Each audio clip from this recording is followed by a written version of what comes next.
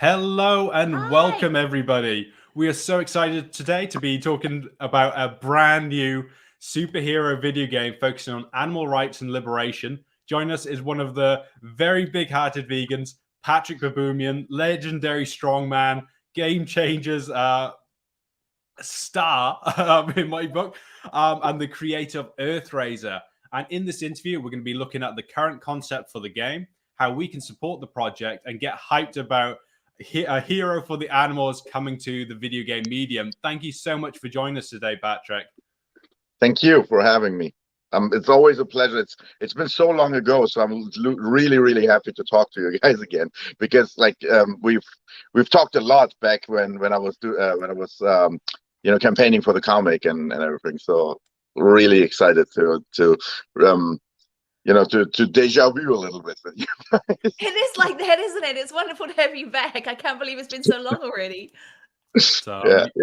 And so we've got the trailer here for the campaign called Triumphantly. So please check it out, folks. And murdered for sport.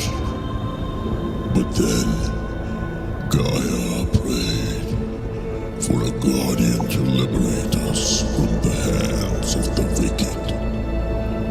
And the guardian came. And he did liberate. And punish. Thus, the Earthrazer came to be, champion of Gaia, and liberator of our ancestors.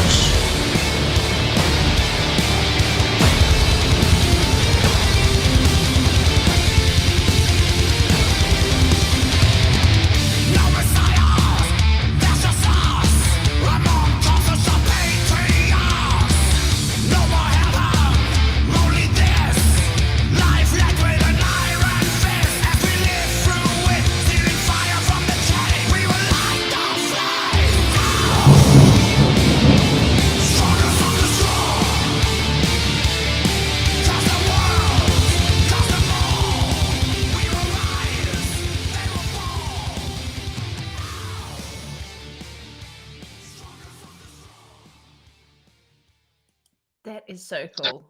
Yeah, how awesome is that? Like, I'm already grinning like a Cheshire cat, and I will warn the audience now. Jackie had to tell me off before we got into this because for me, as an ethical vegan, a video game fanatic, a metalhead, I've just been getting all your boxes, isn't it? It's been taking all my boxes. So if I say fantastic about 1,000 times in this interview, be warned. I'm getting very excited. Why not with such an awesome trailer like that? That is awesome. I have to admit, my usual limit, as Gareth will know, is playing Crash Bandicoot really badly. But even I'm like really excited about this game. It looks amazing. And as you mentioned, back in 2020 already, we had the pleasure of having you on the channel to talk about Earthraiser, your animal rights themed comic book, which successfully launched and brought the animals message to comic book enthusiasts around the world. In the 2 years since, we know you've been so hard at work bringing the initial concept for Earthraiser alive and creating a film. With the 5th and final draft ready for screenwriting and your end of production almost complete, an unexpected conversation with your wife, however, just helped to pivot the whole project towards, well, in our opinion, look at it, it's an even greater goal. Would you mind sharing with our audience a little about the film and how it's now changed direction? Yeah. So you already said the most important stuff. So I was really just a few steps ahead of not ahead, but just a few steps from giving the what was my draft of the screenplay, the 5th version that I rewrote, to give that to people to see if I could get partners to actually make the film happen. And then for some reason I had this inner voice that was, and it was something that was really building up. I think, to be honest, it goes back to when I started working on a trailer for the film, because there has been some test footage I've done for the film version, and some stuff, and I wanted to do some virtual production stuff, which is basically what the technique that is now really state of the art, and a lot of big studios use. Like for instance, Disney used it on The Mandalorian. and there is a smaller budget kind of indie way to do that with old green screens, but you still have the final image basically that you use. So I did some tests on that, and as the basis for the virtual production setup, I used Unreal Engine, which is a game engine. So I was forced to learn the game engine basically. And now, if you know that I'm a like hardcore old school gamer who started gaming basically with Atari Pong and in my childhood, and then I've been basically going through all the different generations of consoles and everything. So I've been going through all that development, and it's always been a huge part of my life. So what I have to also think, I have to say, is that while I was working on the film, I was very excited because it was, from the beginning on, it was always a film idea. So the comic book was just an intermediary step, and I always wanted to go for the film. But making the film, my biggest hope was basically, I hope I'm going to make a film that doesn't suck. Because I really I never been so deep into cinematography and all those things. I learned all of that in the last few years because I wanted to make a good film, but it's not been something that has been a part of my life like from early childhood. Whereas games, it's a completely different story. So while I was working with this game engine, it just started to something started to develop inside of me. And it came to a point where it really was, basically pushing away the whole vision of the film, and it was, taking more and more room inside my soul, basically. Until it came to the point where I had to, talk with my wife, and I didn't tell her anything about this voice that was telling me, make a video game, make it a video game. Don't make it a film, make it a video game. I didn't tell her anything about it. I just told her, well, I'm not feeling well. I don't see the vision anymore. And then all of a sudden she looks at me and says, what if you would make it a video game?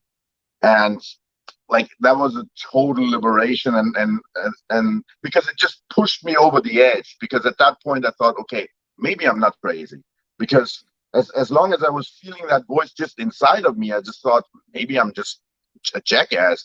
It just doesn't make any sense. I've worked on the film for so long. Why would I, give all of that away and now start something completely from scratch? But then when she said it, I started to a little bit more seriously think about it. And then all of a sudden it was like a huge revelation, because so the whole story, I mean, you know it firsthand. We spoke about it when I was basically writing the comic book still. The whole story is based upon the idea that the hero of the story is a vessel for the animals. He's a vessel for the message and the reality of the animals. And it only works if the audience is going to put themselves into the shoes of the hero, which in a good film happens. But in this case, now that I'm, putting that story into game mechanics and I'm making it an interactive experience, it's by default that everybody who's going to play the game is going to identify with the hero, because they are the hero. So they become the vessel to then, journey into the world and the reality of animals, and then see what they see, feel what they feel, and then fight for them. And I think that's a million times more powerful than making a film out of it. I mean, it would still be great if we at some point make it a film, but I think this is so much more powerful. Yeah, absolutely. I look forward to talking more about this, not just game mechanics because I'm a nerd and all the other parts, but also just like this change in sort of innovation. But why watch when you can actually be a part of it? It's brilliant. I must say, like, for me, that's one thing. I don't watch a lot of TV because I'd rather be playing a game, because then it's me. I'm interacting with something rather than just sitting there and watching. And yeah, you get that deeper connection to it. But I love the whole, sorry, I just love going back to the whole deja vu thing, that catalyst moment that you've had here. It takes me back to 2020 again, when you had that moment, where you woke up in the middle of the night, you had the Earthraiser concept, and you're like, I've got to write this down. I've got to do this now. So it's wonderful to see that sort of whole journey and the twists and turns continuing. Yeah, everything about this project has some kind of magic in it. And that's also why in the last version that I wrote still for the film, that was one of my goals, was so I really liked where I took the story. It was still the same characters, it was still the same world, but the relationships between the characters are a little bit different in the last version. As I took Dr. Geist from the comic, and I wanted to make him my main villain, and to give that a little bit more power, I connected him more closely to Wolf, which means that I gave them a backstory of their being childhood friends. So that was where I was with the story. And when I read it, I just thought, well, it's pretty well developed and everything. It has everything that it needs to, but it is missing something. And then the last thing that I added before it went to becoming a game was I just wanted to put some magic into the story, because what I felt is I basically have a scientific education, and I'm very, very grounded and very real. Like I live in the world of rational thinking, and I don't have a lot of magic in my own life, so, and in my own worldview. But I felt like a story is much more powerful when you put something into it which can be interpreted in two different ways. Like there is something where you could say, okay, this could be science, but it could also be magic. And that's when I came up with the idea to actually have Gaia create the Earthraiser. By in the trailer it says Gaia prayed for a guardian to liberate the animals, and that was my idea. My idea was that something traumatic would happen, and then Gaia would be devastated. So she would pray for a guardian to appear, and that is the exact moment where Wolf, who has fallen in a mission, and they try to bring him back to life, but it doesn't work, and then he's declared dead. And then in that very second that Gaia prays, he opens his eyes and transforms into the Earthraiser. And because he's in a military facility where they are making experiments on animals and on humans, he destroys the whole facility and frees all the animals. And then later wakes up and doesn't really know what happened. And then the military is behind him, and the whole story unfolds. That's Absolutely awesome. love it. And I'm looking forward to talking about those mechanics as well. Like, I've got a segment in my questions here where Pace yourself, my love. Pace yourself. But throughout Earthraiser, creating connections is like a reoccurring theme, whether it be from the protagonist Wolf Winter, as you just said, trying to uncover his past actions, or for the readers, or in this case, the players, connecting with that cruelty to animals illustrated within the story. I'd like to take a moment to acknowledge that is something you mentioned in your recent Instagram Q&A about the game, is that this game is not about veganism per se. It's while it's perfect for vegans, and I'm so glad everyone is tuning in because it's going to be the fantastic one to have on your console shelf there. It focuses on connecting the audience with compassion as a whole, and this is a message that I think is fantastic, because it's not solely attributed to veganism. Veganisms are not they're not the soul of compassion. Everyone needs compassion. If we get more people compassionate, we'll get more vegans. And so would you like to elaborate a bit more on this and how you've decided to focus on compassion as opposed to just directly veganism? I think I already did that with the comic book when I was thinking about and even before the comic book, when it was just a film idea that I was trying to develop. It was very early in that development where I understood that if something is about veganism, it immediately becomes about vegans.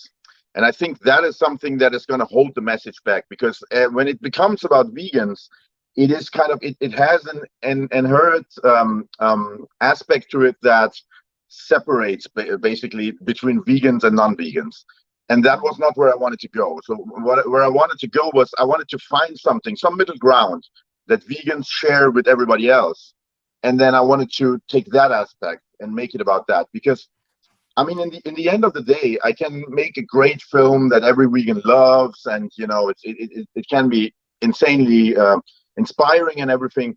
But if it doesn't appeal to all the other ones, like everybody else who is not vegan and who is probably not that interested into animal rights or anything, it's not going to have the impact that I wanted. What I really wanted was not to get love and shoulder padding by the vegan community, but I wanted to actually reach out to those who probably not even like me, like who think I'm an annoying person and wouldn't probably even want to watch my film. But I wanted to make something that is so appealing to them that they would say, let's just see what this guy has done so that I can, laugh about him or something like that. So that was the idea, was to reach those people, because those are the people that I have to reach. Those are the people who don't really care about animals, who think vegans are annoying. And those are the people I'm trying to, open their minds. So the idea was how can I achieve that? And what, in my understanding, it is about making it not about us as activists, or us about us as vegans, but to really make it about compassion, because compassion is something we all share. Like, if you don't have a terrible mental problem or anything, everybody has compassion. It's just very, very few cases where that is broken, and then obviously we all know that causes catastrophic things to the personality if compassion is lacking. So if I make it about compassion, it's really something that is open to all of humankind. And then my hope was that would have a huge impact once I get to a point to make it a film. And now with the game, it's really the same thing. With the game, I'm just continuing on that idea that it's never about us. It's really about the animals. And the only change here is that I have this thing that I want to do, and this is just really because I want to pay, I want to pay respect to those, animal rights activists who do work in the darkness, undercover investigations and stuff like that. Those are people who sometimes, they do all of that anonymously because, obviously they have to protect their identity and protect themselves from repercussions. So I wanted to basically have a group of those people and have them in the game as NPCs, but not necessarily like, they're not necessarily going to be activists in the game, but the NPC, I'm already nerding out here. I should probably say that NPC means non-player character. So it's characters in the video games who are part of the story, but they're not the player. It's not the player characters. Other characters that you meet within the world of the video game. So I wanted to put those people in there and also put their stories in there, because that was just one way that I was hoping that, when I make the game, that I can give something, like pay tribute to those unsung heroes who, do very, very important work, and never get really the respect that they should get for it. Especially because I'm the exact opposite of that. So what I've done as an athlete, it might have had a lot of impact, but it's not really been a sacrifice or anything. I've been just an athlete who has just made decisions based on what I think is right and what is in line with my values. But I don't feel that I have done anything like even worth mentioning, because my decisions that I've made is, for me, that's just the bare minimum of trying to just be a decent human being. So I don't feel that I have done anything that is even worth mentioning in that case. But I've got a lot of credit for it, because I've been, through media and through different means, I've got a lot of credit for really something really small that I have contributed. And what I hope is to turn that around and try to use, the platform that I'm trying to build, to turn that around and give the credit to actually those who really deserve it in my eyes, because it really makes me feel bad that I'm getting, so much love for, not really doing anything all that,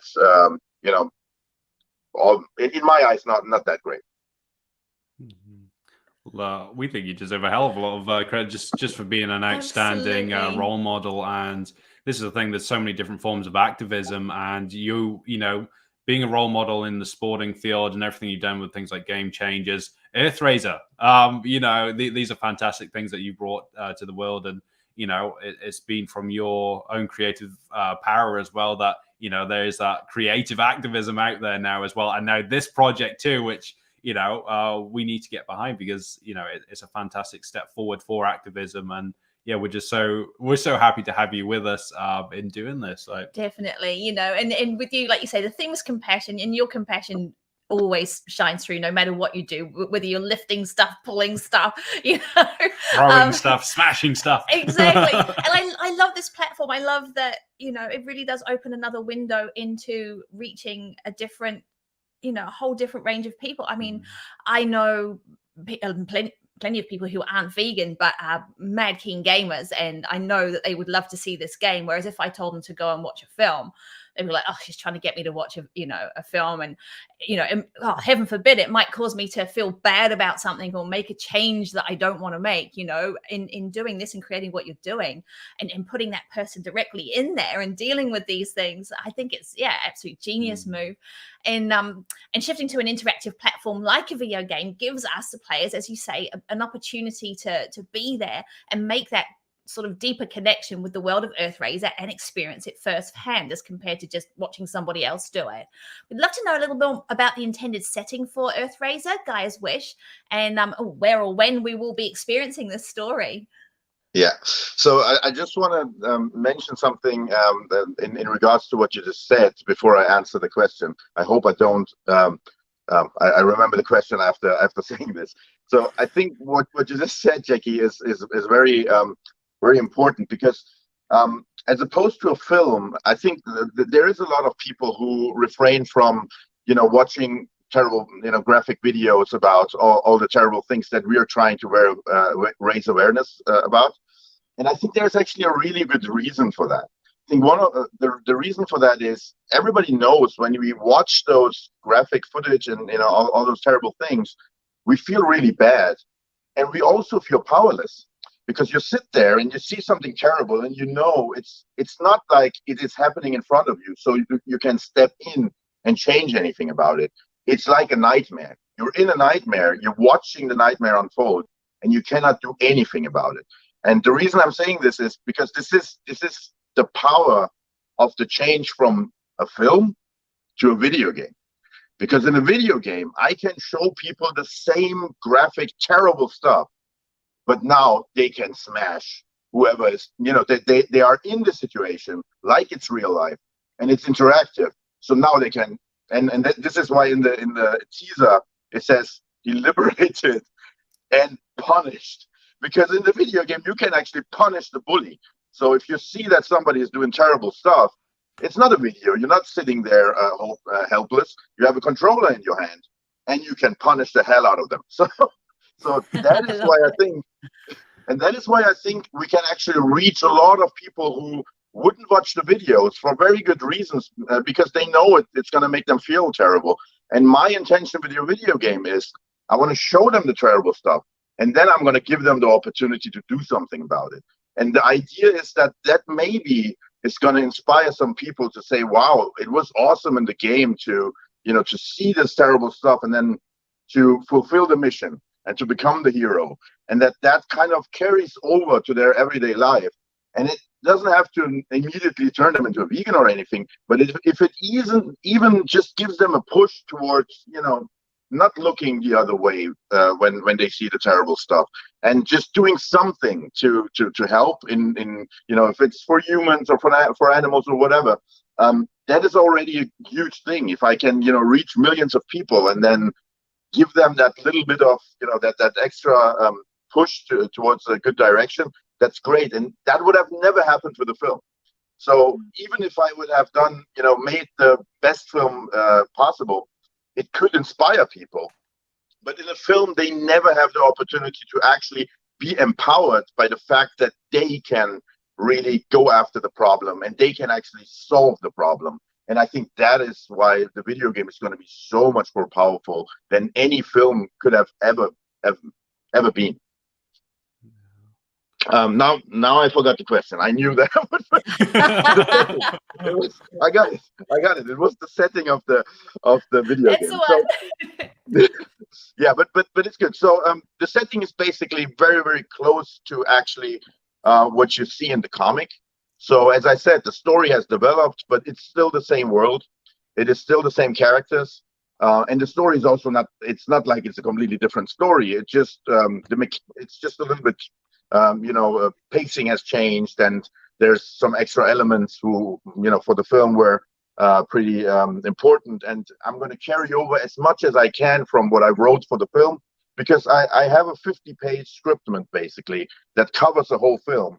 And that is also something that I think is going to be a huge chance for the game, because usually in games the story is really pretty shallow. Like if you have a really good game that is story driven, sometimes they have really good stories. Like the last game that I had a chance to play before I started to work on this campaign was the sequel to Horizon Zero Dawn, Horizon Forbidden West, and those two games are, I think that I like the story that they have. I'm also fascinated with every story that is about end times, so that's why I like the stories there.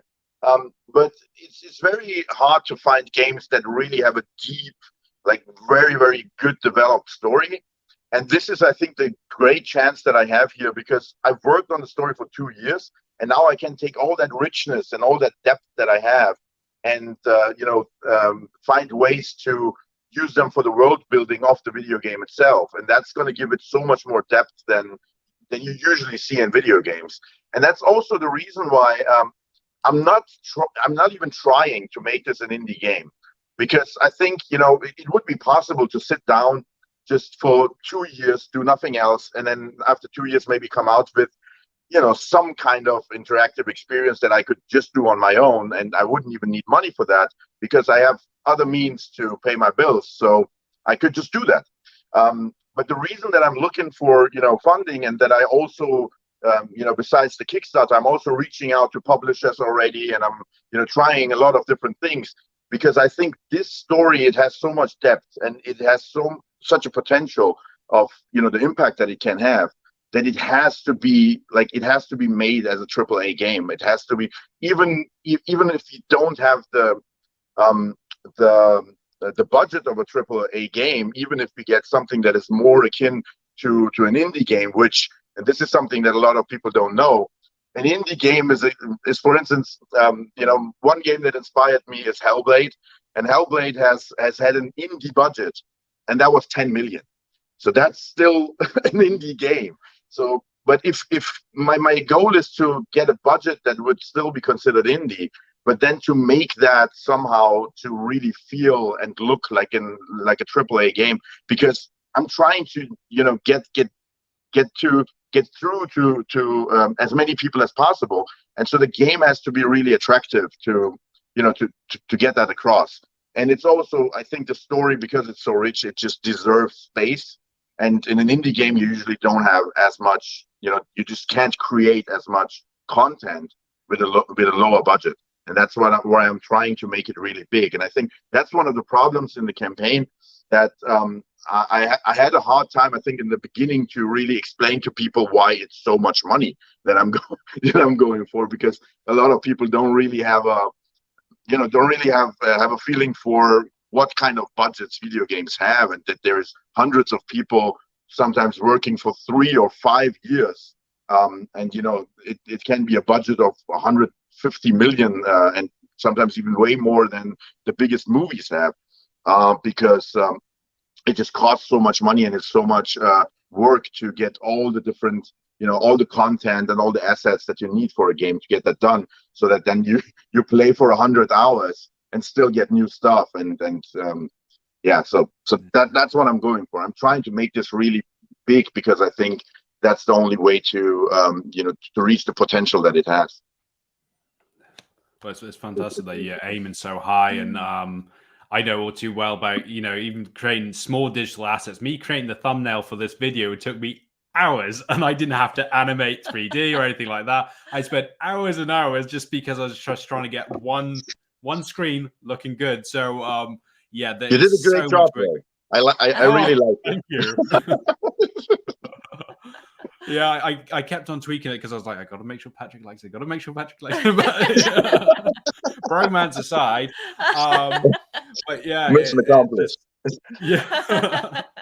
But yeah, there is so much work that goes into these games, and I really must check out Horizon Zero Dawn. It'll be for those who are not gamers already. It's the one with the big robot dinosaurs and the post-apocalyptic, quite green world. You would have seen posters around it everywhere. As I've been told, it's a fantastic game, and also Hellblade. I'm very much looking forward to checking out that, because I understand how it's been quite an influential one in some of the mechanics, which once again we'll talk about a little bit further down the line. But just for anybody who hasn't had the chance yet to read Earthraiser the comic, could you just give us a quick description of the two main characters that we're going to see in Earthraiser, Gaia's Wish, and the bond that connects them, which we've touched on earlier? Yeah.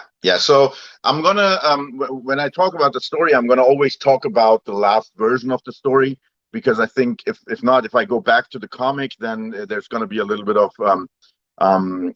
confusion, because it's, some things have changed. As I said earlier, Gaia is now kind of there is basically two ways to see the story, and one way to interpret it is that Gaia actually created the Earthraiser. That's the magical way of explaining it. And then there's going to be a scientific way that is, well, it just happened, and it just happened at the same time.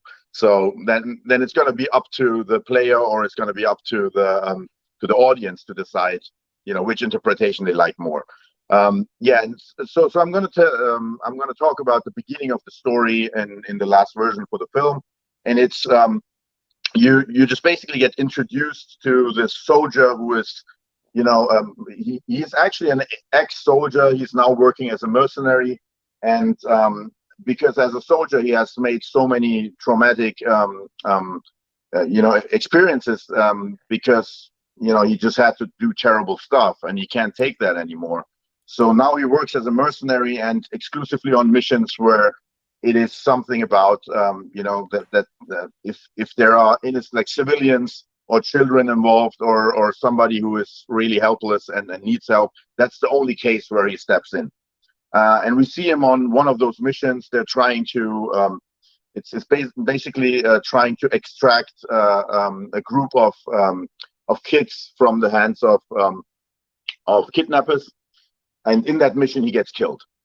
And in the beginning of the film, that is what you see. You see Wolf Winter, who is the main character of the story. And while you're seeing that, it goes back and forth between him and then the other character, who is Gaia. And Gaia is a 12-year-old girl. She's mute. She doesn't speak, and she lives in Berlin. And she loves animals. And after school, she just always works at a farm sanctuary, where she takes care of animals, and that's where she really feels at peace with herself, because in school she has problems to really connect with the other kids because of her condition, so that she feels isolated in school, but she feels very connected when she's around the animals, and her condition doesn't really play a role there. So it goes back and forth between those two characters. And while we see Wolf in his mission, and it is very, it is very energetic and aggressive, because it's obviously, a military mission. On the other hand, the images that we see on Gaia's side are very peaceful. We see her with the animals, and, it's a perfect contrast going back and forth. And then it comes to a point where Gaia's world breaks, because there's this arson attack on the sanctuary, and a lot of the animals die. And then she actually comes to the sanctuary and has to see the destruction. And her favorite animal, who is a white rabbit, and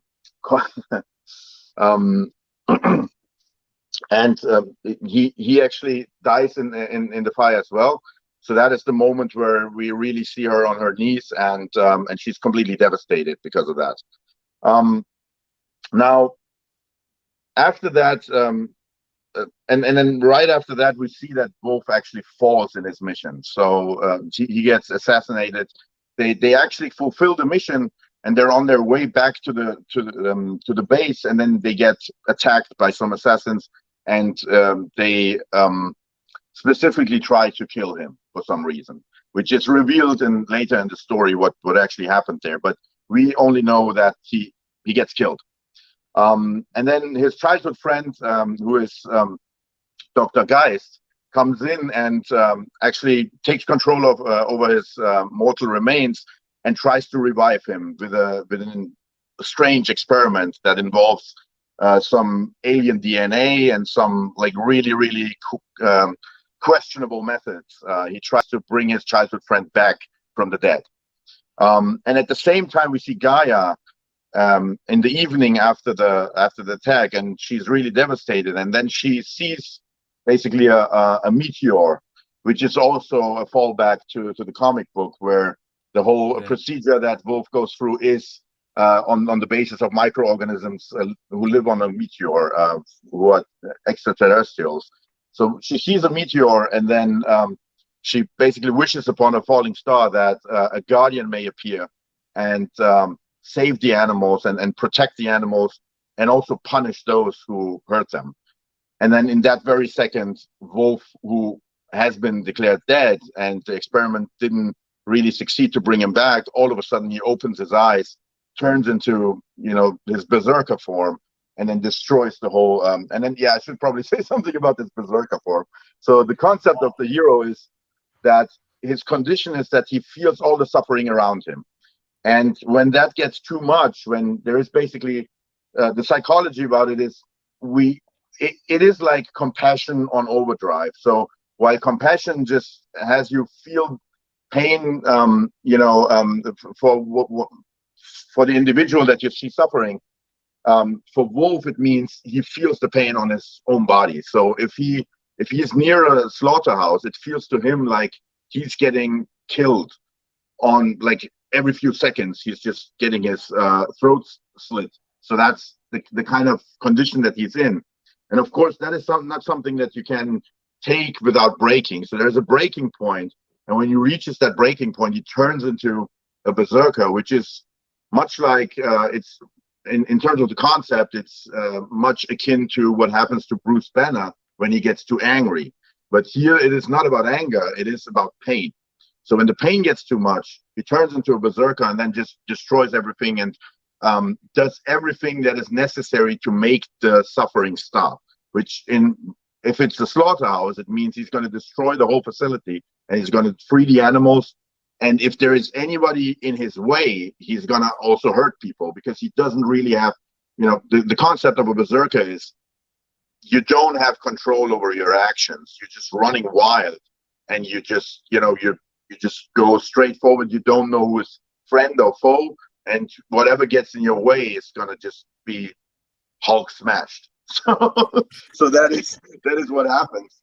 And that happens immediately when he opens his eyes for the first time, because he's in the middle of a facility where terrible things are happening to the animals and then the humans who are in that facility. There's secret experiments involved.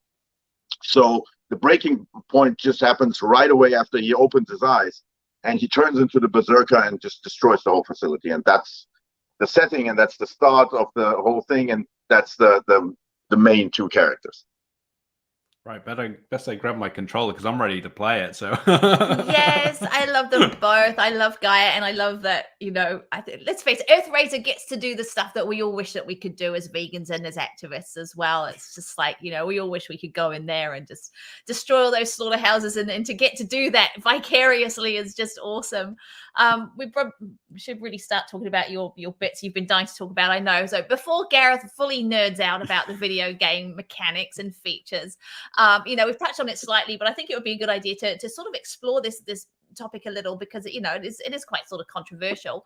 While many games feature animal cruelty in one way or another, it's not often deliberate in that exposure. And with one of Earthrazer's primary motives being to end that suffering, presumably somewhere along the line, we're going to have to witness animal cruelty in some form. Have you and the team had a chance to talk about this yet, and how you might bring this important issue to light in the video game without also alienating potential players who might not want to see or deal with that stuff, or having it even sort of heavily age restricted? Yeah, this connects very much to the section that we are going to go for next with the game mechanics.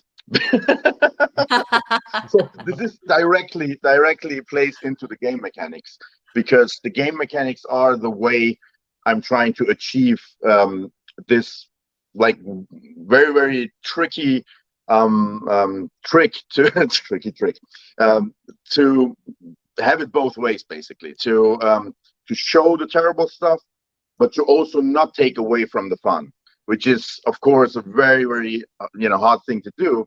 But in the video games, there are ways how you can do it. And this is like, I unfortunately have to explain the game mechanics so that we can understand how it's possible to do that in a game, which is not possible to do it, for instance, in a film. So shall we? Yeah, well, I'll jump into mine because, I have a feeling that my second one I want to talk on is the catalyst for this. But, as Jackie mentioned, I'm probably going to go full berserk in my nerding during this. But, I'm an avid video game fan. I've been doing it since I was big enough to hold the mouse and, being a PC game for decades. I absolutely love it. And it's still my kickback, after Activism. It's my way of escaping this world. But as the Kickstarter announcement came up, my mind was racing. I was just trying to figure out how Earthraiser might unfold. And so I know from following many other game developments over the years that with everything that we're talking about today, there may be changes from these original outlines and details could change, as with any creative project. So I just want to put that out there because it's a creative project. Things have to tweak and change in order to make them work. So don't take everything 100% as what will be the final product. But I know there's disclaimers like that on the Kickstarter and stuff like that too. But for just a general overlook before we dive too much into it, I was wondering about what sort of tag this game would have as for sort of the role of it. And so what I get from the social media and the Kickstarter pages, it would be sort of a story-driven RPG game, role-playing game. So would that sort of be an accurate tag for where you're aiming it for at the moment? Yeah, I wouldn't necessarily call it an RPG game, but I would say it has a lot of RPG elements. So because for me, classically, an RPG game, it always gives you some sort of control over the creation of the hero himself as well. Like, at least for me, classically, that is what I call an RPG game. And in this case, the story and the hero is so much, connected to the core concept of the story that it would be, I think it would take away from that to basically have you create the hero. So the hero is something that is set, and a lot of the characters are set, but there's going to be RPG elements in terms of that.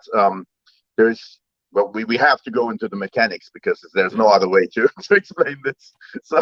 So the way you do it is the character has a duality, which is it's ex-soldier and special agent, and he's trying to do the right thing, and basically a guy like the typical anti-hero.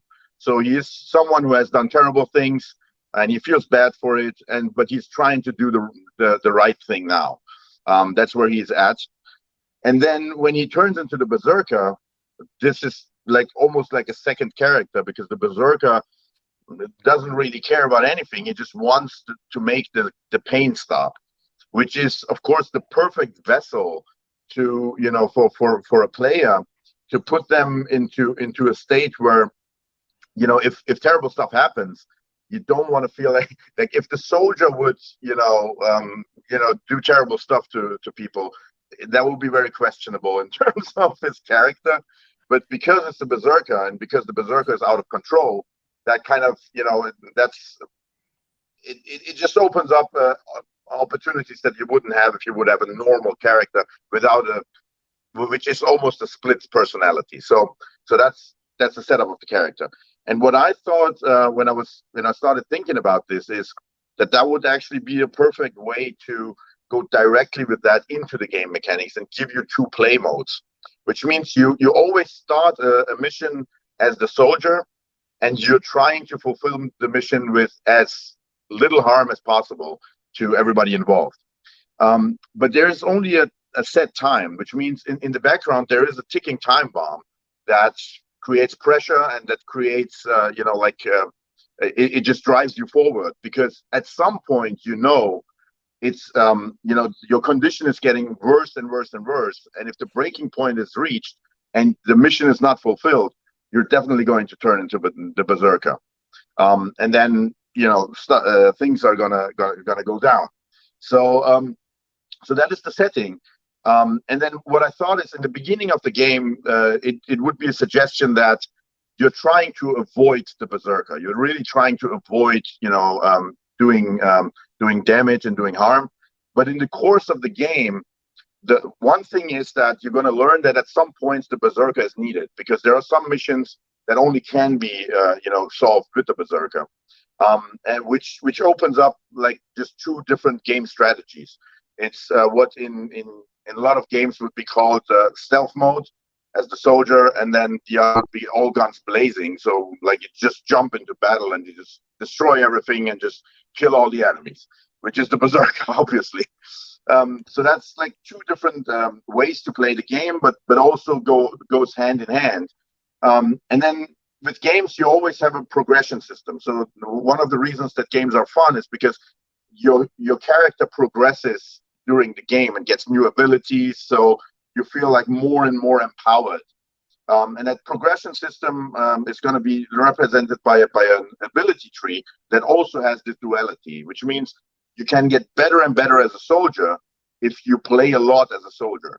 And if you play a lot as the berserker, your berserker form is going to get extra abilities that are going to make it stronger and going to make it more give it new skills. Like for instance, it could be something like if you free certain animals, you get skills that are connected to those animals. Like, if it's a bird, it could probably give you like some ability to temporarily fly or stuff like that. So it would open up a lot of different opportunities for development for the character. And then what I also thought, because I wanted to make the berserker version a full part of the gameplay and not have the character like always try to to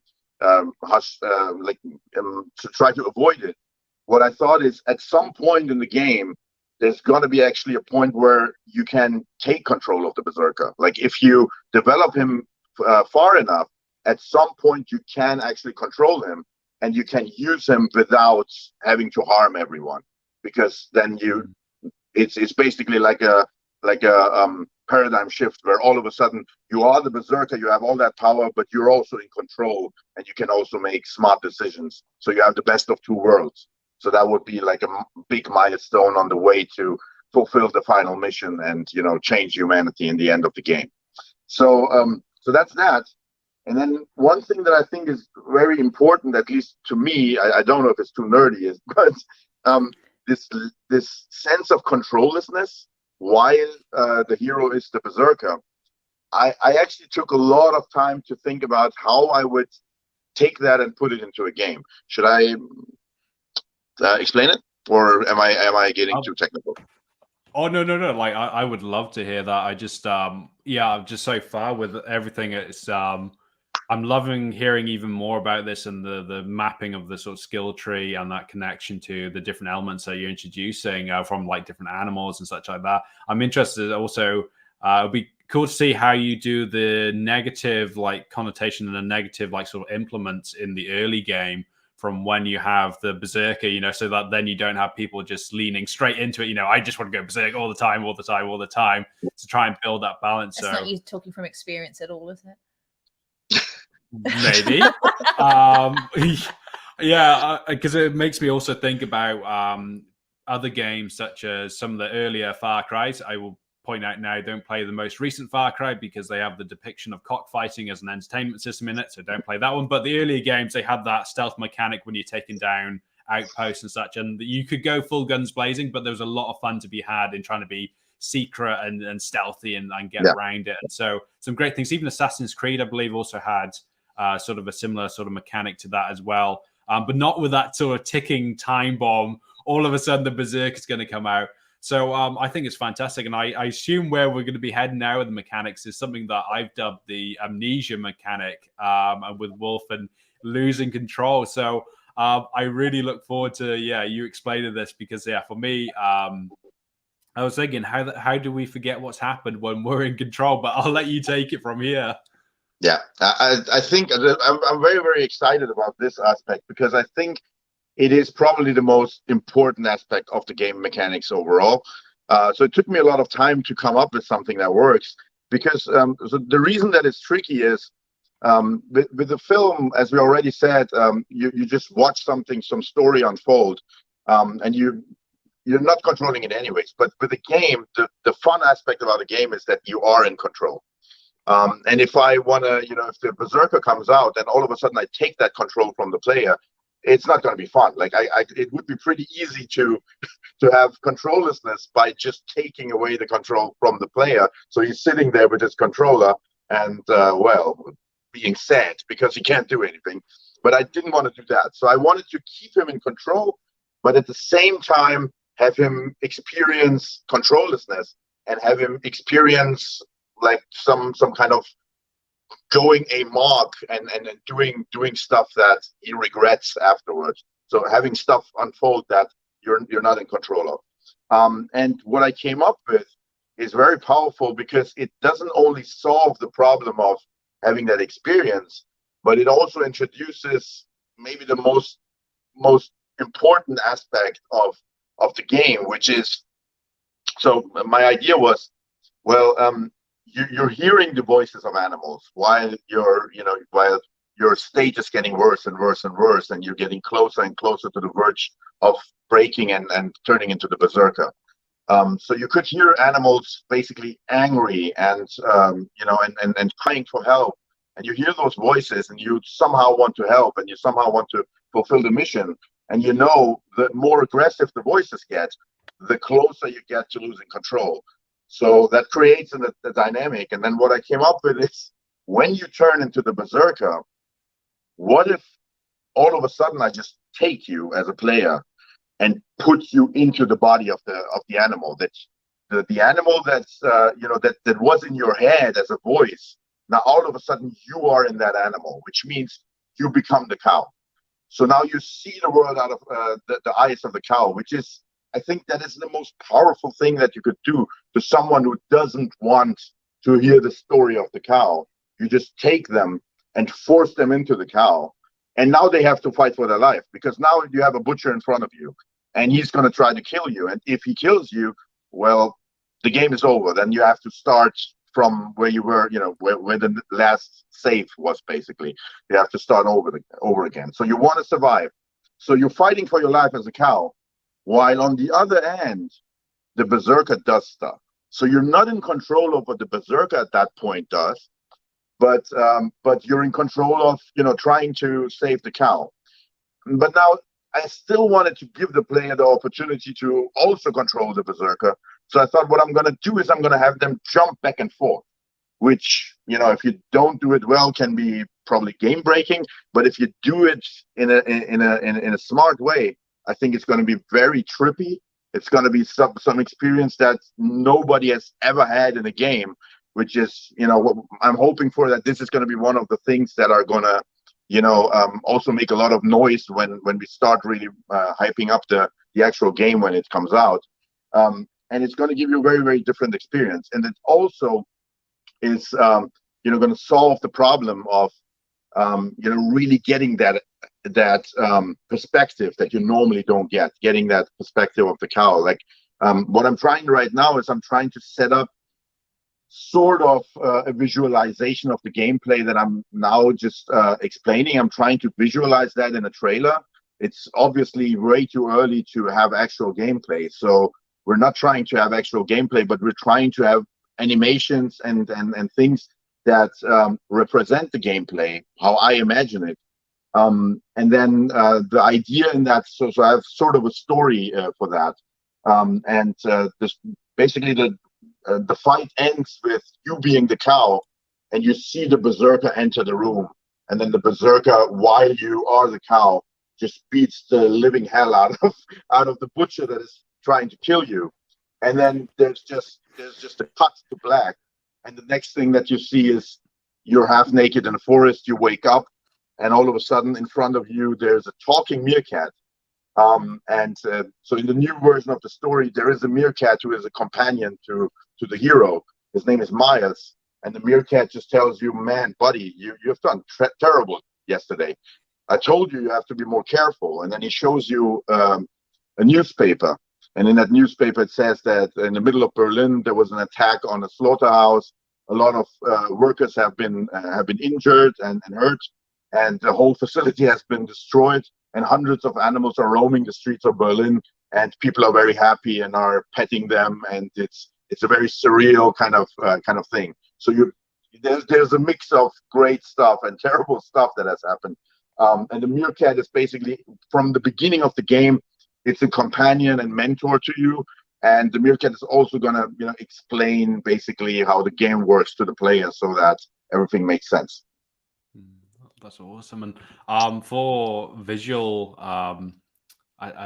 visual listeners like myself, like as everything's going on, I've got it going in my head. Me too. I'm picturing that meerkat. I want a little meerkat friend. But like going back to like the Berserking stage, and you spoke a little bit about it in the Q&A you did on the Instagram. I don't know where that came from, but you talked about the perspective, because I think it's one of the questions that came up about, generally doing a third person perspective was your preference for the general character. And then you also spoke briefly about potentially going to first person in the animal shoes there in that situation. And just like, as you're talking through that, I thought, that would be a fantastic way to sort of bring those two together and then really put you in that.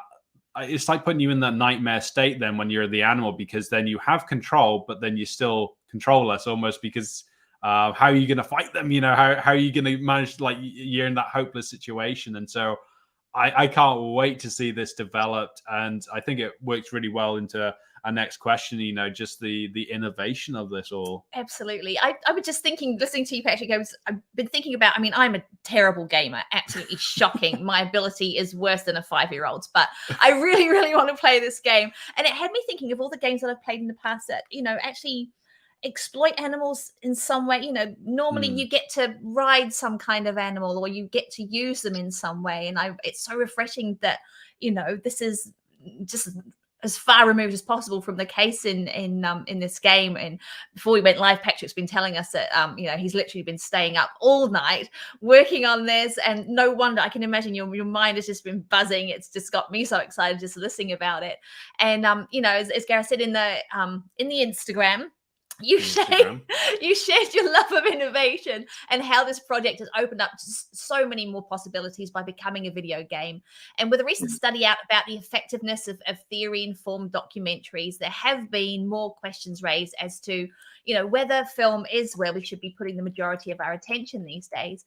And while, of course, there are amazing films like Game Changers, which so many of our audience will probably know you from, it's amazing, and it had a big impact on us personally. We went from a generic vegan plant-based diet to a whole food plant-based diet. There are already a lot of great films out there, and many more in production, which we know about. And I love seeing projects come up like this, where we can branch out in our advocacy and fight for animal rights on new fronts and in a whole new and really interactive way. And don't get us wrong, we love all of those amazing vegan films. We need to keep supporting those, but we also need to support innovations like this. And on that topic, while a brilliant concept like Earthraiser, Gaia's Wish, could be developed by a AAA studio, have I said that right? Yeah. Why? AAA like the battery. Why is it that you've chosen to go through public funding? Yeah, so the reason for that is pretty simple. I actually got even pretty good connections over like 2 or 3 different corners to people in, I'm not gonna call say any names or anything, but like really, really big publishers. And the people I'm talking about, they know who they are. So I could try to just go that way. One of the reasons that I'm not doing that is because with video games, it's actually something where it happened a lot. And in film, it's also something that is happening sometimes. It's when you have a huge production studio or a huge publisher in the background who is, putting a lot of money into a project, that always means that there are some people making the decisions at that, company, who are very, very nervous about this thing being successful, which is, very understandable. But what that does is it's sometimes puts them in a situation where they try to take a lot of creative control over the project, so that it is like, there's no risk involved and there's not too much creativity involved, because ideally they're looking for something that has already been published and proven to work, and they just want to recreate that. They don't want to put something new out there, which is, it's understandable, because if you put like 200 million into a project, it just really can't fail. If it fails, then it's going to probably destroy the company. So knowing that, I just wanted to try to first do this in a way that is more independent of those big companies, so that I have the creative control to take some risks and to make it really, because I think some risks are really necessary to make this work. Like, some of the game mechanics and some of that stuff. Although I have to say, it's funny, because I've reached out to a lot of people who worked for decades in the industry, and all of them told me that they are absolutely convinced that the mechanics and the concepts that I have, that they're going to totally work. So that was a surprise to me, because I thought, well, why has nobody done that before? Because, if it works, okay, maybe I'm just lucky and I came up with some stuff, but I'm always skeptic in that way, that I don't really think that I'm coming up with something that is going to be great, and nobody else has done it before. So, but at the end of the day, I just wanted to make sure to have as much creative control as possible, so that I can really make this thing, what I think is deserved to be. And that is what I'm trying to do first. So if this doesn't work out, it's not going to be the end of Earthraiser, because then I'm going to have to find alternatives to make it. And one of those alternatives would be to then work with a big publisher. But my dream really is to build my own studio and have as many talented people as possible around me, who are then gonna make the game and just be the glue between all those different individuals to make the thing become one unified piece of art, and then have that be as powerful as I hope it's gonna be. And I think the best way, in my vision, the best way to do that is to really do it, with a dedicated team, and not in a studio where it's going to be just one project out of many, and it's going to probably not even get the attention that it should get to then really, reach its potential. So that's the reason. Yeah, I think one of the huge win factors in this project is that it's a gamer creating a game that they want to see. And this whole thing with AAA studios, it's been almost like an epidemic over the last 10 years, with so many of them just putting out cookie cutter copies of different games. And so I was one of the idiots who bought Battlefield 2042, but I had fun with it. But as many people know, if you know anything about gaming news, they absolutely, I'm going to try and refrain from swearing, botched it up. And because they just tried to copy, they knew what was popular with the hero shooter type thing. And then they're like, right, let's try and bring that into Battlefield, a game that was never really like that. And then, of course, it's failed. It's already collapsed within months. And so idiots like me paid money for it. And then I don't even remember you playing it. I played it for a couple months, probably more than other people did, because it's full of bugs. But yeah, it was another case where a huge studio just being like, right, I'm going to throw money at this, and this is the most economic, viable option for me to get my money back. And then it's just completely sunk, because it wasn't the game for the gamers, it was a game for the investors more, and they're trying to capitalize on that. And so seeing your passion and everything that you've talked through in here, you can just feel it resonating from you, and the love for what you're creating. And so this is what really gets me back in projects like this, is because I know it's coming from a big heart, and a heart of compassion especially. But I want to jump into something that is crucial to all games, and that is sound design. Crucial to all visual arts really is that sound design. And when I first saw the trailer, I saw Nuclear Blast record comes up, and I was like, wait a minute. Oh my God. Because as any metal fan will know, Nuclear Blast are one of the Titan sort of metal record labels, and creator, of course, German metal legends. And then you also have the brilliant composer, I'm probably going to vegan butcher his name, Michael Maas. Michael Maas, yeah. It's so fantastic to see them on board. And I know in the Kickstarter, you've talked about how integral the music is going to be with the gameplay. Initially, my mind went off to Doom. Anyone who knows the recent Doom remakes, the iconic metal soundtrack, I was thinking, I wonder if probably not. But it's just so great to have these awesome influences. And I wondered if you wanted to elaborate a bit more on how this sound design is going to be reflecting the duality of the characters in the game. Yeah, the collaboration with Creator was something that already started when I was still, under the impression that I would be making a film at some point. So that's when I was just, starting to think about a Kickstarter for the film version. I actually reached out to Mille Petrosa, who is the singer and really mastermind behind Creator. And I talked with him because I knew that he's also vegan for a very long time and just seen interviews with him about the topic. So I always wanted to do something with him, but I never had really an idea what, would make sense, because, while I listen to a lot of different forms of metal, I'm like, it's not part of my own creative work. So I've never played in a game, in a band, or, I've never done anything active. I'm just a consumer of the music. So I didn't really know how to, collaborate with a metal band. And then when I started to think about the campaign, I thought, wow, if I would have a title song for the campaign, and I could get a really cool band, or somebody who I respect and who I like to basically donate a song for the campaign, that would be so awesome. And then it dawned on me that would be the perfect opportunity to reach out to Mille and ask him if he would be open for that. And I wasn't really expecting anything, because I thought, well, this is I felt really kind of not respectful enough to even ask for something like that. But I thought, well, who knows?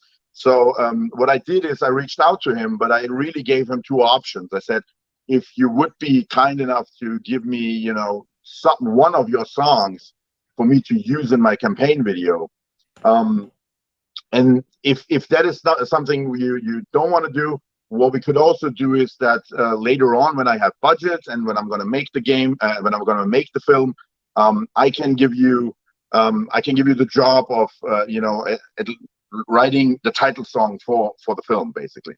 So that's the options I gave him.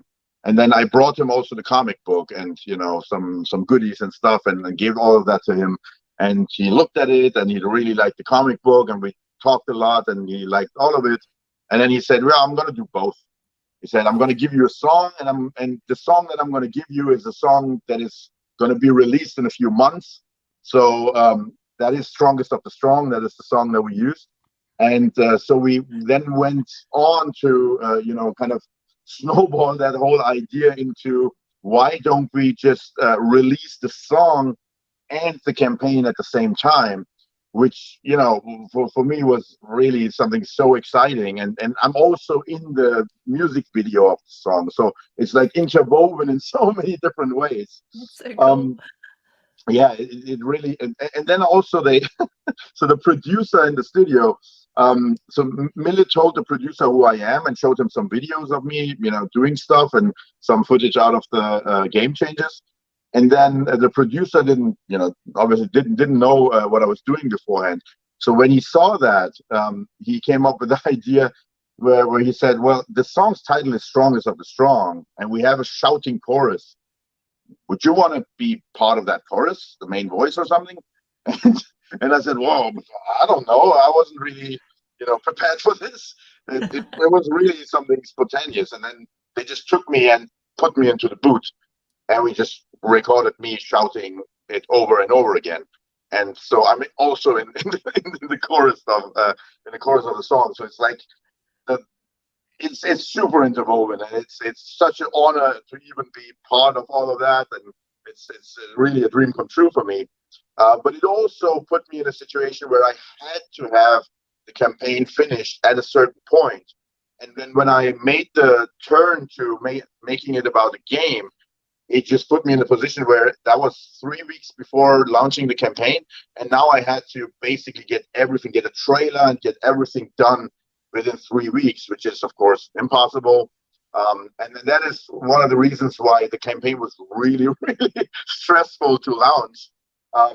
But at the same time, so it's the perfect mix between high-level stress, but also a lot of fun and a lot of exciting things happening. And yeah, it's the perfect storm, and I'm in the eye of it. Fantastic, yeah. That is awesome. Like, yeah, it's just so we always get so excited talking to you. We're excited about the comic, and this is just like next level again. It's so cool. And I just love that whole, we're all about collaboration. We're always saying at Vegan FTA, we've got to collaborate in the vegan movement. We're all in it for the cause, and it's just awesome. I've got to listen to more of that track now because I want to hear you shouting. That's brilliant, though. I love it. And just talking about the vegan community in general, we love, we've touched on it, I think, just before slightly, but we love your planned tribute to animal and human rights activists as well in the game as NPCs, non-player characters. Is it your hope by having their real life accounts, it will also add sort of credibility to the game's underlying message? My main hope for the game, I already said that my motivation stems from the idea that I want to somehow pay respect to the people that in the end are going to be in that group. But for the game, what I'm hoping for is to just have because the idea of the game is I'm putting you into the shoes of animals who are in part of animal agriculture and part of it's probably going to touch on things like bullfighting and all those terrible things out there that the animals go through. And my hope for the game is that because the activists are going to play two roles. The one role is I want to have them in the game, and that's just a tribute to them and their work. But the other role is I want to have them as advisors in the team, because if I'm going to tell the story of the animals, I think there is no better source than to get it actually. I would talk to the animals, which I'm not capable of. So why wouldn't I talk to those who have firsthand experience with, going to those facilities and seeing what is happening there? So my hope is that the game is going to be hopefully very accurate at the same time as very powerful as an interactive experience by having advisors who actually know what is happening out there. Wow, that's awesome. I think you did mention something to me about ex-dairy farm worker here turned vegan activist. Happy to help you on the cows. It's it'd be my pleasure to help any way I can. It's just so great seeing that connection to it, and that's one of the things I originally loved with Earthrazer was that connection to having the realism, and now you've got that element of magic as well to sort of bridge some of those gaps. But yeah, if we can make things as real as possible, then we can't be the people can't just say, "Oh, the bloody vegans, they're pushing things out of proportion again." They don't know what they're talking about. Yeah. But no, this is so fantastic, and I think we should probably start moving towards wrapping this up so we don't hold everyone too long, because I could talk about this all day, all night, and if you ever want to just nerd out, I'm always around. But living as an ethical vegan, a lot of thought goes into every product that we purchase. Is it ethical? Is it renewable? Will it last the test of time? Will it fit all of my needs? While playing video games as an ethical vegan could also be an interesting potential debate, which could be quite long, lengthy. To be honest, I think the most likely answer would be it's up to the individual. It's great to see in the Kickstarter that there's so many considerations taken for the backer and so many considerations taken for the project. And so like on buying a vegan product, and we bring up like questions such as, will it last the test of time? Well, in the Kickstarter, you talk about the replayability with, the potential for alternative character playthroughs. And then also you've taken in environmental factors such as, making commitments to a digital only release, which minimizes the production and distribution footprint, which I think is fantastic. I've also heard you talk in the past about, your commitment to the workers and not having people just volunteer all of their time without pay, because we all need to eat something. We can't eat our hopes and dreams, unfortunately. And I know it's all too easy in these creative projects just to overlook things because we're just so committed to an idea, a passion. And so has making the game as ethically and as sustainably as possible been quite high on the priorities list for you? Yeah, definitely. I mean, the whole idea of the game stems from a place where I'm thinking about ways to have a positive impact on the world. So it would be really counterintuitive and kind of wouldn't make any sense to then not take not look at all the different aspects in production, distribution, and all those things, and see how we can have those have at least the least bad impact that they can have. So make them as sustainable as possible. And that is something that I've always done. Like back in the day when I was still selling my T-shirts, for instance, the Vegan Badass T-shirts. I'm not selling them for a few years now, but back then there were always I would always buy fair labor stuff, and it would be what's the right word? Organic cotton, and so I would always try to find the most sustainable way to produce those things. And with the books, it's the same thing. With the comic book, I reached out to a printer who was able to secure a completely vegan production line, and then make sure that there's no animal products or anything involved there. So it's really something where I would feel that it would be hypocritical to try to make a product that is trying to have a have an ethically motivated impact, and at the same time not use those ethics on every step of the production. So I think it's the only way to do a project like this.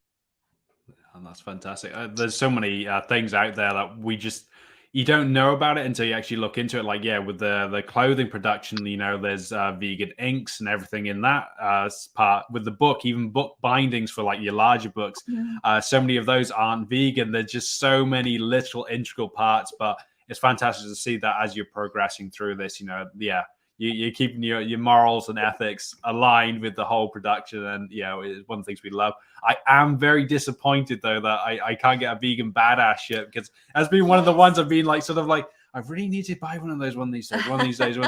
Years later, Get it's with like, the program, Gareth. I've been too busy nerding out. I have so many people asking me that at some point I might give in and bring them back. But right now, I just really don't have the time. So right now, I'm really focusing on this project. So I just don't have, because I used to always ship them myself, and I would get them printed here in Berlin myself. So I knew, like, I could even go and visit the production and look at everything. So everything was really under my control, and I don't have the time for that right now. And I also don't want to give it out of my hand, because then I don't have control over if everything is been done correctly.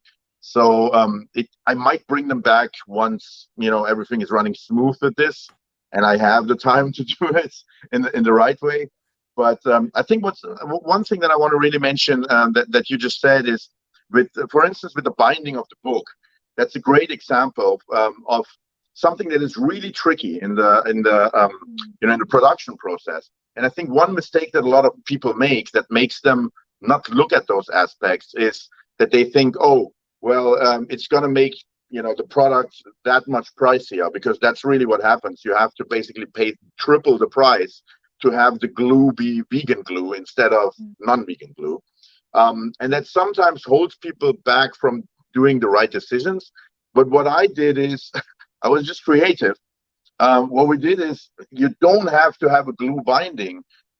We just had I don't know what the right English word is, but you can use basically a thread to it's probably thread binding, and then there's no glue involved, and that is by default. If if the thread is going to be cotton or something that is vegan, then that's going to be pretty much vegan. So there's always creative ways to do the right thing, but also not have to sacrifice something else, and just get to a point where you probably even have a much better product than to just take whatever is out of the box. What comes what comes in the default.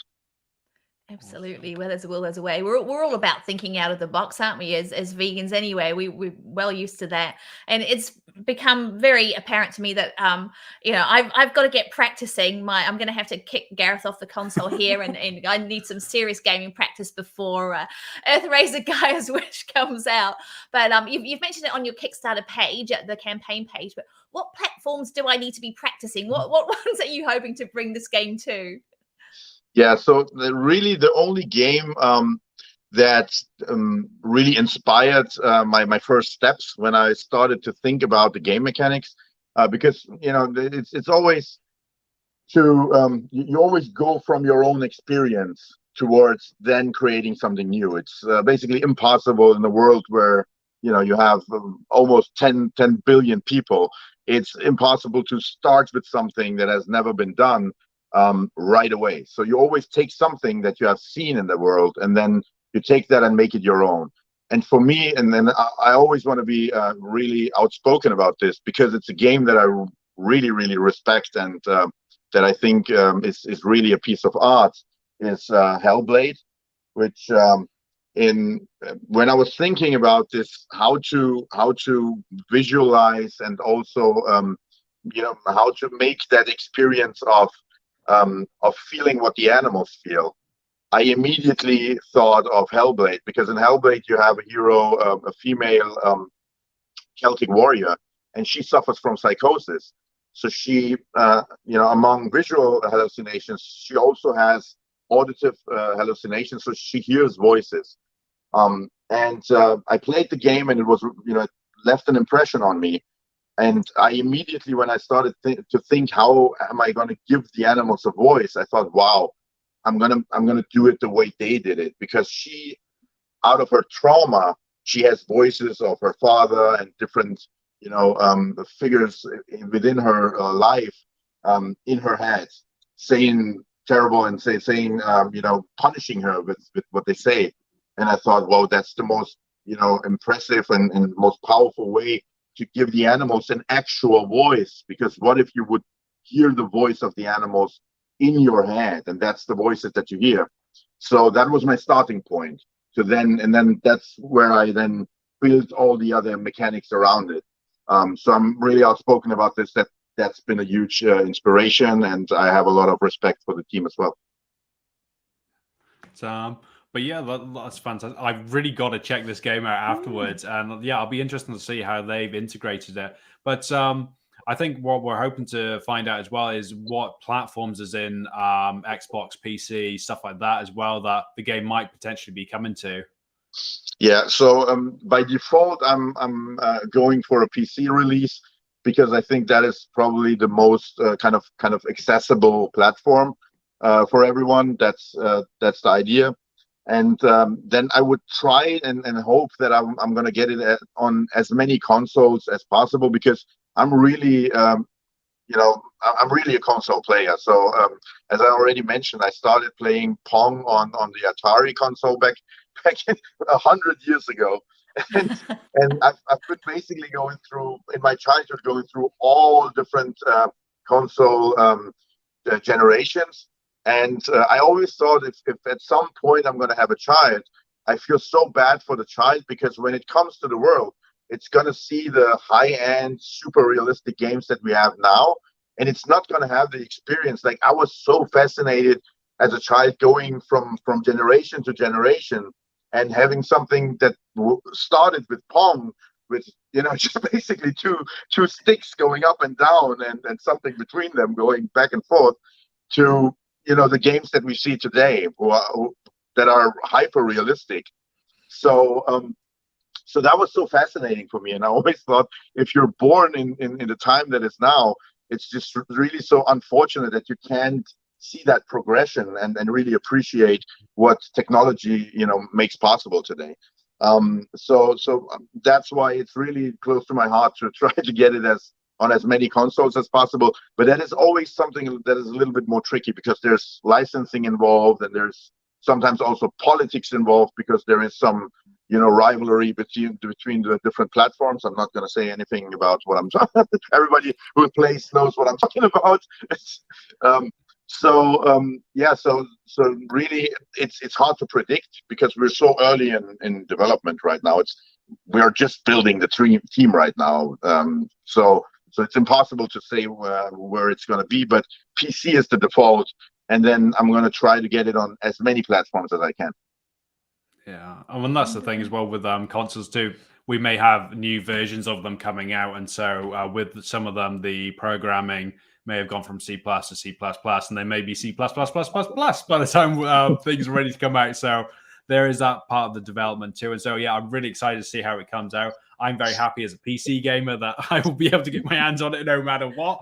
I encourage everyone to come to the dark side. Well, I'm just happy because I started out as an Atari as well, playing Pac-Man. So there is hope for me yet.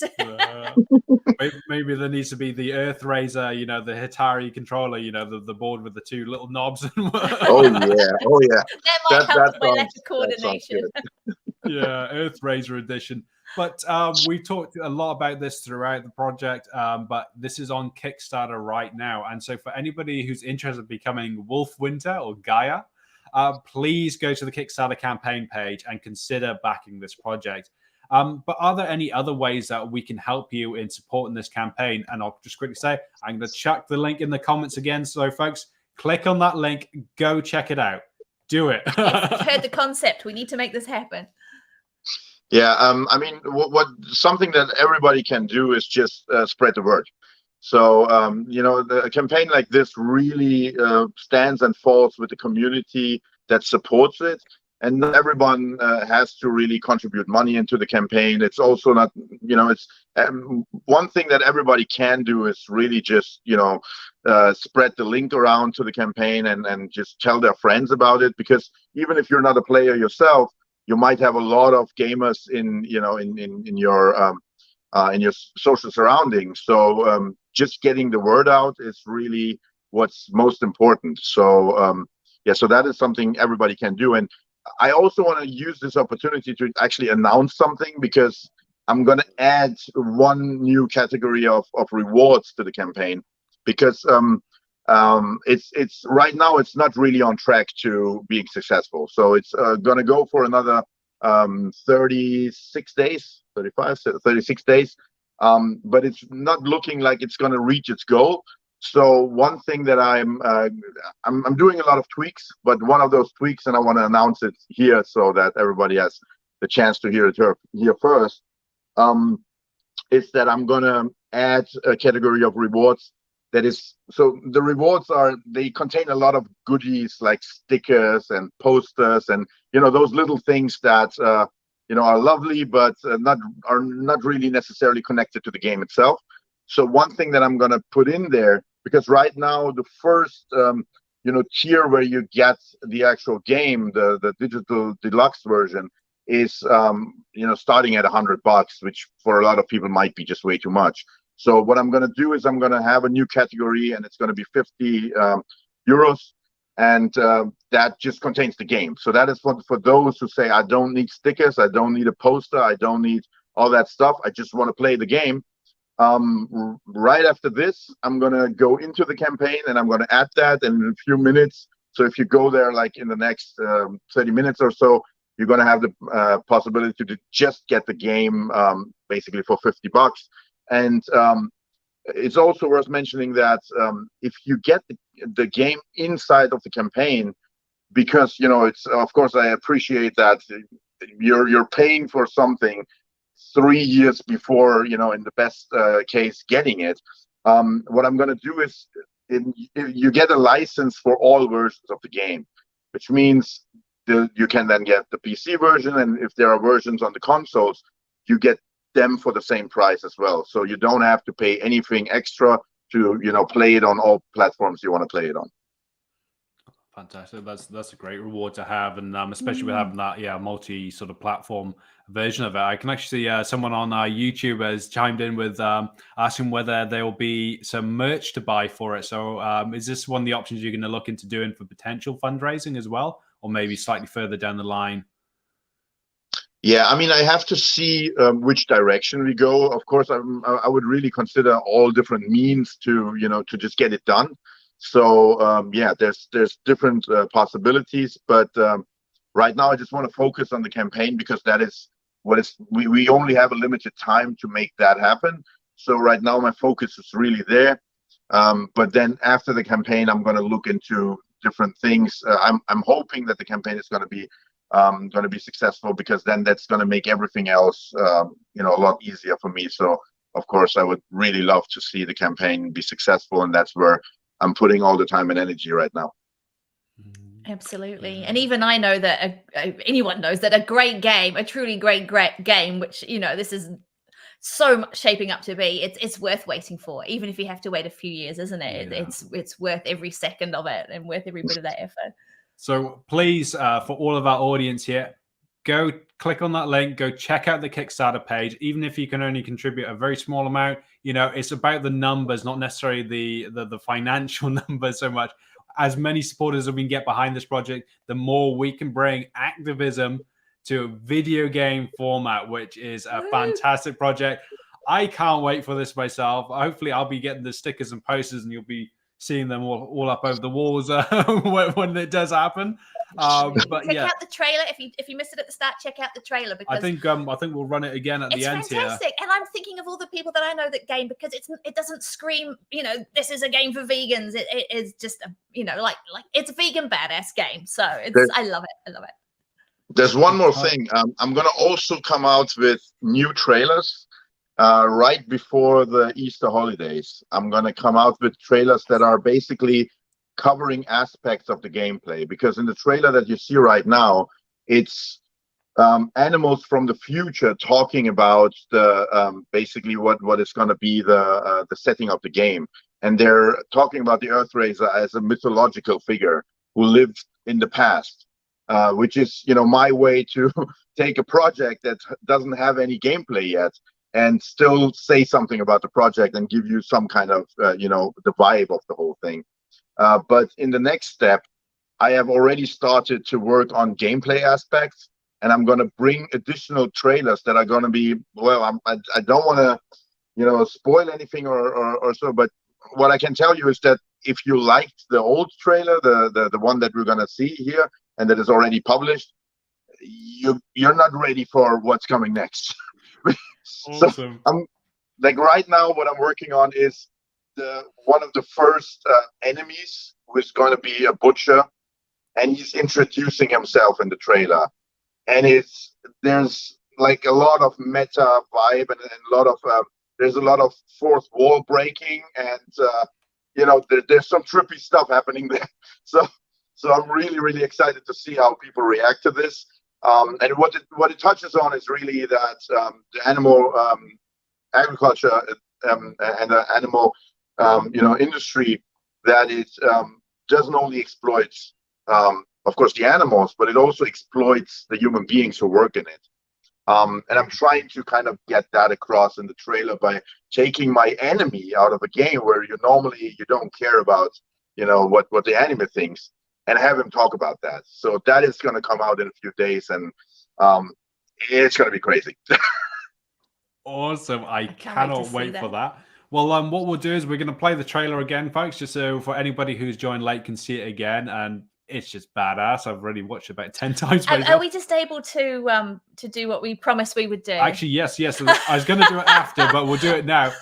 We want you, Patrik, could you please just give a little shout out to our Fabi, the director of our Vegan FTA Spain team. Fabiana is your biggest fan, yeah, I think. She's been very jealous about us doing this. Yeah. So this is a huge shout out. I think Fabiana is probably one of the people that I'm talking about when I talk about people who do like an immense lot of work and have their work has an immense lot of impact, and they're just always hidden somewhere, and you know, not in the front lines, and don't get the credit that I'm you know, that I think they deserve. So we should probably get her in the team, I guess. Absolutely, we keep trying to bring her out, and she sits behind that. She is the leader of Vegan FTA Espanol platform, and she does an amazing job. So she's a huge fan. Thank you so much. That will make her day. Thank you for everything, Fabiana. Let's jump over to this. We were mere slaves to humankind, exploited, caged, and murdered for sport. But then Gaia prayed for a guardian to liberate us from the hands of the wicked. And the guardian came, and he did liberate and punish.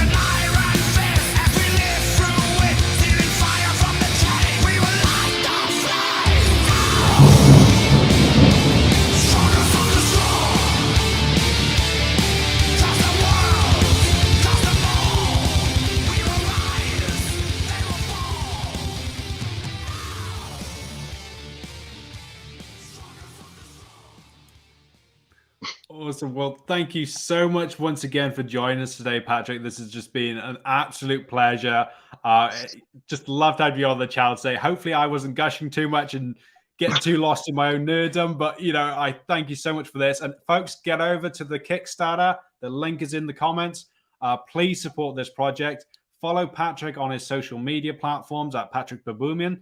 And also, check out Vegan FTA. Make sure you're following us too, because we'll be keeping our eye and our finger hopefully on the pulse with this project, because it's something very dear to myself personally. It's such an important project. It's such important. It's awesome. And thank you so much for thinking of it and for working so hard, as we know that you are and have been for a long time. Thank you so much for supporting me with it from the first minute, basically, back when it was just a comic book and it was just an idea for a comic book, up to now where we're trying to do some crazy stuff. Crazy and brilliant stuff. And yeah, we're behind you every step of the way. And I really hope everyone else gets behind you in helping this to happen as well. So thank you everyone for tuning in today. And thank you all for your comments along the way. And yes, please get and support this project. Wonderful to see you, Patrik. Thank you.